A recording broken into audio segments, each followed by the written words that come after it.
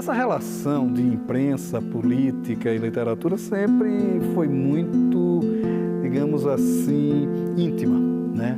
Sempre houve muita relação entre eles. Muitos políticos vieram do jornalismo, passaram pela literatura.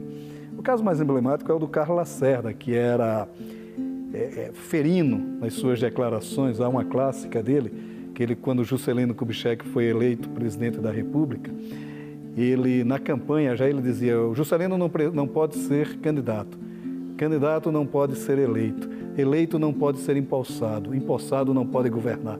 Ele era terrível, mas ele foi vítima também dessa verve pelo irmão, o Maurício Lacerda Filho, que também era ferino.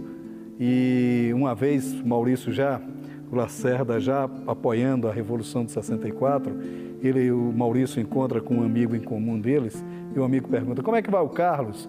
Ele diz: usando sua inteligência a serviço da burrice. Depois o Lacerda foi preso pela própria Revolução que defendeu, e o Maurício foi visitá-lo na prisão, e ele comunica solenemente: Maurício, vou fazer uma greve de fome. E o Maurício, muito simplesmente, o faz desistir do intento com uma única frase: Carlos, não se representa Shakespeare na terra de Desce Gonçalves. Acordei com o barulho de um tiro. Pessoas começaram a correr em direção ao terceiro andar. Era um pouco mais de 8h30 da manhã. Subi as escadas para ver o que estava acontecendo. Um monte de gente se amontoava em frente ao quarto do presidente da República. Com dificuldade, consegui empurrar algumas pessoas e entrar. Alzira gritava desesperada, abraçada ao pai. Getúlio estava deitado com metade do corpo para fora da cama e um revólver Colt calibre 32 próximo à sua mão direita. No pijama listrado em cores branco, cinza e bordô, havia uma mancha de pólvora no peito esquerdo e o sangue começava a correr pelo restante do corpo. O presidente havia se suicidado. Vamos lá, falar da Última Hora, né? Última Hora foi um jornal emblemático criado basicamente para defesa do segundo mandato do Getúlio Vargas, né?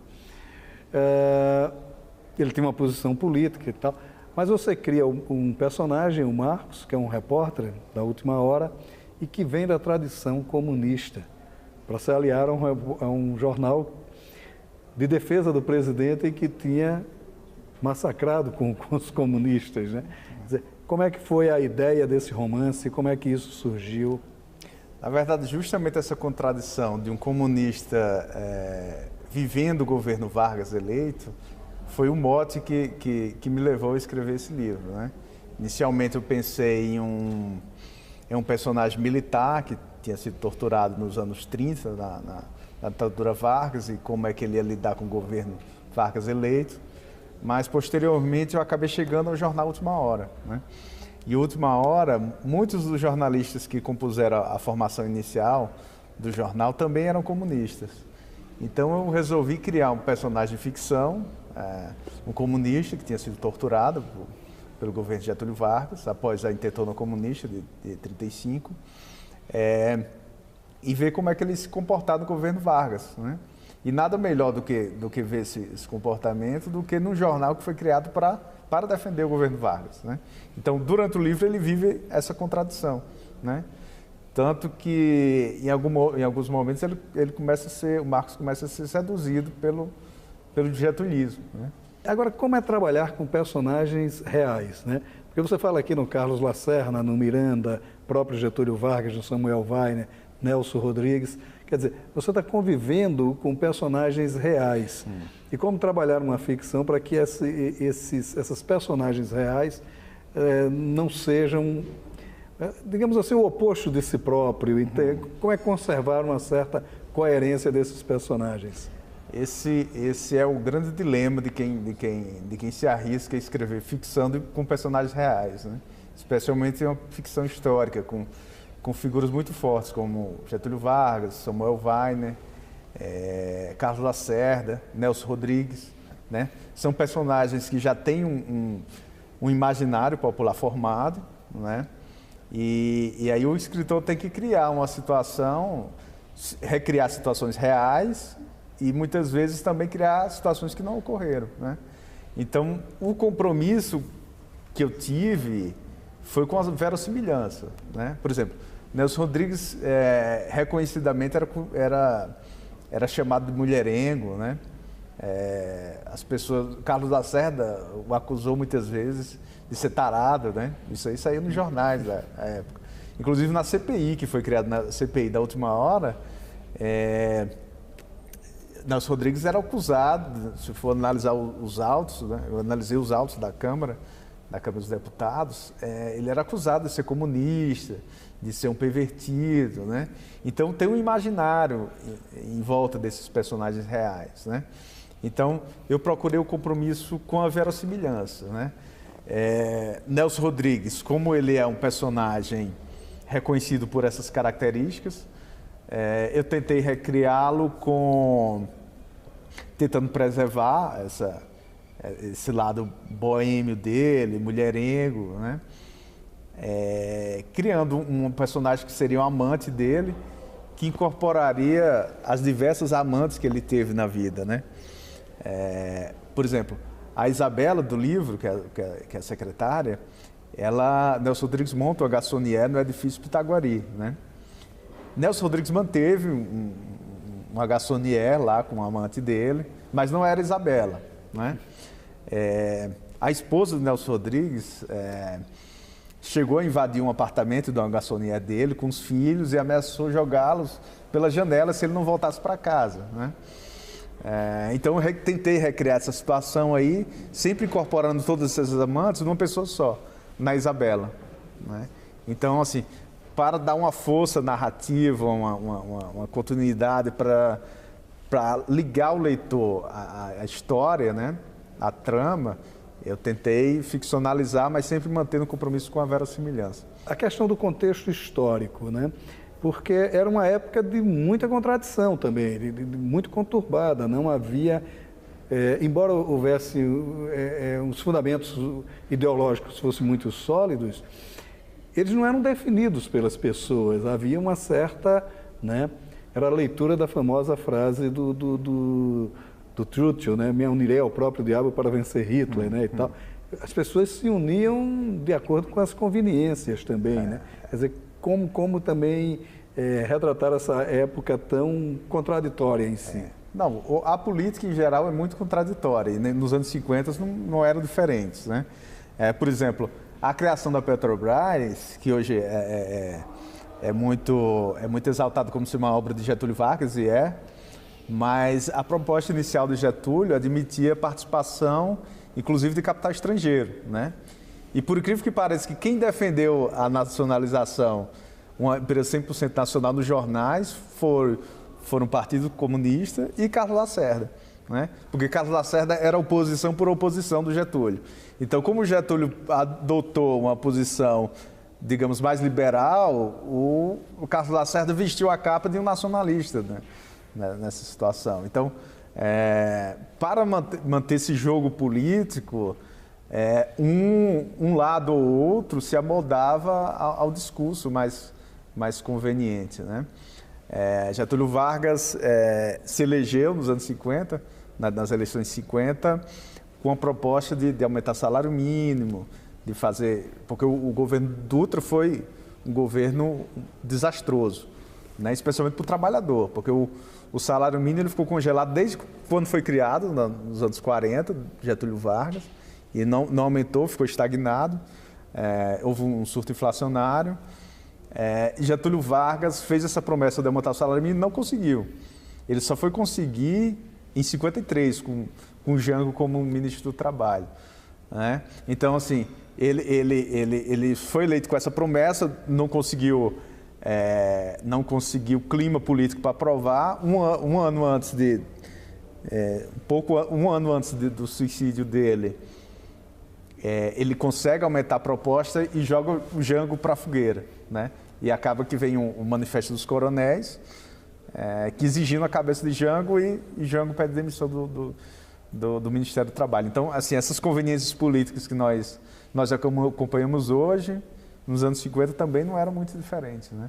Eu vejo hoje muito saudosismo da época muita gente fala, os políticos de antigamente, Mas muitos dos políticos que estão de hoje também têm uma raiz desse momento, né? Por exemplo, lá no meu estado, a família Alves aparece até no meu livro, né? A Luiz Alves, ele era um deputado, ele fazia parte da chamada, ele era considerado um dos bacharéis da UDN, né? Porque os deputados udenistas eram, sem dúvida, muito preparados, né? Então, assim, muitos desses políticos já existiam na época, né? Já estavam atuando. Eram pessoas curiosas, né? Eram intelectuais, realmente, e tal, tinha essa conceituação. Eu lembro de um antigo deputado, né? Que uma vez conversando com ele, falando, você não tinha saudade, não, da Câmara e tal, dessa movimentação? Eu disse, não, porque na minha época as eleições eram falsas, mas os políticos eram verdadeiros. Sem dúvida, eu acho que a grande diferença é o preparo dos políticos, né? Se fosse pegar de um lado, tanto de um lado trabalhista como do lado mais liberal, como udenista, eles eram muito mais preparados, né? Afonso Arinos, né? Ulisses Guimarães, Gustavo Capanema, né? Que era getulista, mas o Anísio Teixeira, tem muito. O Carlos Lacerda, Carlos Lacerda, intelectual. O Carlos Lacerda, ele é muito demonizado hoje, né? Por uma parte ideológica, uma parte da esquerda, mas ele era um personagem sensacional, porque ele foi comunista, né? Ele tentou matar o pai no sentido figurado, né? Porque o pai dele também era um militante político, o Maurício Lacerda. Então, o Maurício Lacerda era alguém de esquerda, mas não ligado ao Partido Comunista. Então, ele era execrado pelo Partido Comunista. E Carlos Lacerda, para ser aceito pelo Partido Comunista, ele acabou matando a figura do pai, né? Então... Depois ele se redime exaltando a figura do avô naquele livro, A Casa do Meu Avô, que é um belíssimo texto de crônicas. O avô dele, a família dele é muito ligada à política, né, de intelectuais. No seu livro, há também uma figura muito interessante, que é a esposa do Marcos, né? Porque ela vem da militância e, num determinado momento, ela, digamos, não é que ela se aburguesa, mas ela começa a admitir, né, já uma quase autocrítica à sua militância como comunista, né? Quer dizer, como essa personagem também é uma contradição da época também? Mas assim, eu quis mostrar uma militância cansada, né? Através representando a figura da personagem Anitta, né? Uma pessoa que participou da militância, teve problemas, foi torturada, mas teve um filho, né? O filho Nandinho, que teve... Eu não vou revelar aqui para as pessoas lerem o livro, mas o filho nasceu em uma circunstância complicada. Então, para ela preservar o filho, ela teve que mudar, né? Então, assim, em determinado momento ela estava mais preocupada com o filho, com dar um bem-estar para a família, do que militância, né? O Marcos, no início do livro, ele tenta se manter ideal ao comunismo dele, aos ideais dele, mas também ele sucumbe, né? Então, acho que no livro tem um pouco disso, né? Eles começam com a ideologia muito forte, né? E aos poucos eles vão sucumbindo. Por que o romance histórico, né? Quer dizer, por que essa opção também pelo romance histórico? Eu sei que a história do Brasil é muito fascinante. Se você pegar de Getúlio Vargas para cá, a presidência foi sempre uma coisa imponderável, né? O Brasil é um país de golpes e contragolpes, né? É um país incrível, né? Se suicida, tem impeachment, ele renuncia.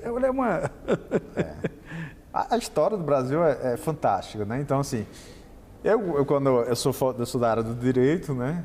Mas quando eu estava nessa época, decidi o que eu ia fazer, vestibular, eu fiquei balançado por história, que eu gostava muito de história, especialmente história do Brasil. E também gostava de literatura. E eu li alguns romances históricos na época, Agosto, inclusive, Agosto de Rubem Fonseca, né? Se passa nesse mesmo período. Se passa nesse mesmo período. Eu evitei, inclusive, lê-lo enquanto eu estava escrevendo, porque de relê-lo, aliás, né, para não influenciar. Eu li depois, quando eu já tinha concluído, eu reli o livro. Mas eu queria trabalhar com história também, né? História, e eu percebi que a história é muito mais interessante quando você vivencia a história através de personagens comuns, né? E na historiografia é muito difícil, porque a história tem um método científico, enfim, precisa estar documentado. É muito difícil para o historiador captar o sentimento do homem comum, né? E é muito mais fácil você conseguir isso através de um romance histórico, né? Inclusive, o Engels tem uma declaração muito, muito interessante, que ele dizia que quando ele queria compreender, estudar a França depois de Napoleão, chamado período da restauração, da monarquia, ele não ia recorrer a economistas, a historiadores, ele ia recorrer a Balzac, né? Porque Balzac retratava como ninguém as relações humanas, as classes sociais, a relação entre uma burguesia que tinha perdido o poder e tentava se ascender novamente, enfim. Era muito melhor, era muito mais complexo você estudar o período histórico através da literatura do que propriamente da história, da economia. Agora, como é que foi o trabalho de pesquisa? Porque envolve uma pesquisa muito profunda para fazer um livro desse porte. Quer dizer, como é que foi esse trabalho também? Eu fiz, antes de iniciar o livro, eu fiz um esboço, né? Fiz uma espécie de roteiro, separando o material. Um livro como esse não dá para começar a escrever sem ter um norte, sem ter uma pesquisa anterior, senão o livro pode ir para um meandro ali e se perder no caminho.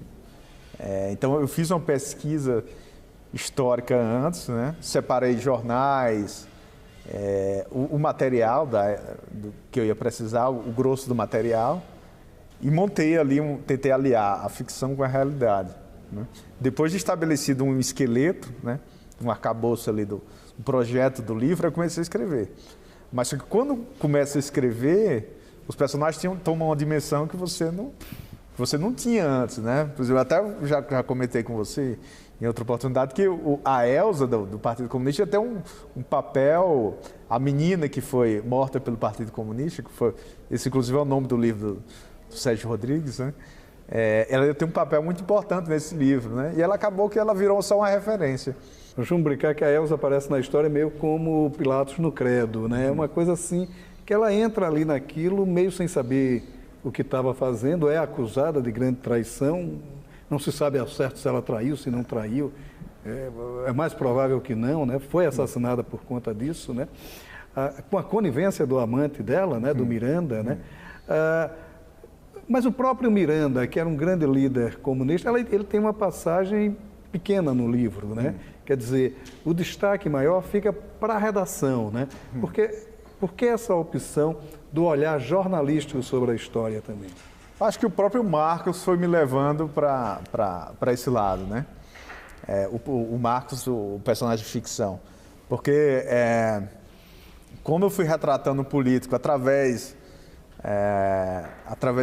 da figura dele, que trabalhava no jornal getulista, então acaba que ficou a narrativa se passou muito nessa parte de redação, não propriamente dentro da redação, mas em função dela, né? Alguma diligência que ele tenha ido em relação a pedido de Samuel Weiner, ou então alguma investigação que ele tenha feito para tentar resolver os problemas de Samuel Weiner, né? Os problemas inclusive de nacionalidades, né? Samuel Weiner foi acusado de ser bessarabiano, né? De ser estrangeiro, e como estrangeiro ele não poderia ser dano de jornal, né? Então, acabou que o livro foi me levando, o personagem, Marcos, foi me levando para dentro da redação. Então, foi uma coisa natural. E é sempre... Hoje em dia, não, a redação está mais asséptica, mas na época era bem efervescente mesmo, né? A convivência dessas figuras... Porque também nas redações havia um contexto intelectual muito profundo, né? Você mostra isso no livro também, né? Também há um resgate dessa época de ouro. Eu tentei ler... Quando eu tive o projeto de livro, eu mostrei para a minha agente literária, a Luciana Vilas Boas, ela disse, olha, o grande problema que você vai ter é retratar ambiente de redação, né? Redação do jornal. Então, com conhecimento, eu li todos os livros de memória que eu consegui encontrar de jornalistas. Então, eu tentei captar um pouco daquele ambiente, de algumas manias, né? Por exemplo, do Samuel Weiner, de quando estava conversando com uma pessoa, às vezes até importante, ele ia, entrava no banheiro da redação com a porta aberta, enfim, ficava fazendo a unha enquanto conversava. O Nelson Rodrigues que deixava a cinza cair na barriga enquanto batia o texto dele na máquina de escrever. Enfim, eu tentei procurar esses detalhes em livros de memórias de jornalistas, e tem muitos, né? E são riquíssimos, né? Muitos deles esquecidos, porque não tiveram grande projeção, mas tem um valor histórico impressionante. O próprio Samuel Weiner tem um livro de memórias muito bom, né? Minha Razão de Viver. Ali uma aula de jornalismo, de história, né? Inclusive ele pelo menos tenta ser muito sincero no livro de memórias dele, porque ele pede para ser publicado apenas 10 anos após a morte dele. Então lá ele confessa coisas inconfessáveis, né? Vamos dizer assim. Inclusive relação de empreiteiras com a imprensa, dele carregar malas de dinheiro, enfim. Mas ele sempre justifica o dele, que ele estava fazendo isso em nome de um sonho, que era a última hora, né? Enquanto os outros faziam para se enriquecer. O livro ganhou o Prêmio Sesc de Literatura, né? Como é que foi essa experiência com o Prêmio Sesc? O Prêmio Sesc é muito importante para o autor que está iniciando, como eu, né? Porque deu a oportunidade de já iniciar numa editora grande, que é a Editora Record, e também ter visibilidade, né? Assim, quando saiu o resultado do prêmio, eu comecei a receber ligações de Estadão, Globo, enfim. É uma visibilidade muito grande que o prêmio traz, né? Mas o livro também tem que se sustentar, tem que se sustentar sozinho, né? O autor também tem que trabalhar pelo livro hoje em dia, né? Hoje em dia também o prêmio ele tem uma repercussão muito grande entre seus pares, né? Entre escritores, ou um público muito pequeno que acompanha a literatura brasileira. Mas para extrapolar o Prêmio Sesc para as pessoas que não são do meio, então você tem que tentar, tem que trabalhar muito pelo livro, né? O romance histórico não chega a ser uma prática corriqueira no Brasil, embora tenha uma grande autora de romance histórico, como é o caso da Ana Miranda, mas tem um grande romance que é tido como romance histórico impróprio, embora o próprio autor negasse o tempo todo, que é o Viva o Povo Brasileiro, do João Ubaldo Ribeiro. Ele parte de um conceito muito simples, a morte de um alferes durante a primeira batalha da Guerra da Independência na Bahia, mais do que isso, no recôncavo baiano. E a partir daí, ele começa a mostrar como o povo brasileiro foi protagonista de sua própria história. Ele construiu a história, não esteve a reboque da história, segundo os padrões contados pelo João Ubaldo Ribeiro, num livro brilhante e muito marcante, porque é definitivo como análise e conceito da historiografia brasileira. Leiam e viva o povo brasileiro. José, muito obrigado por sua participação aqui no Leituras, e foi uma conversa muito agradável. Obrigado.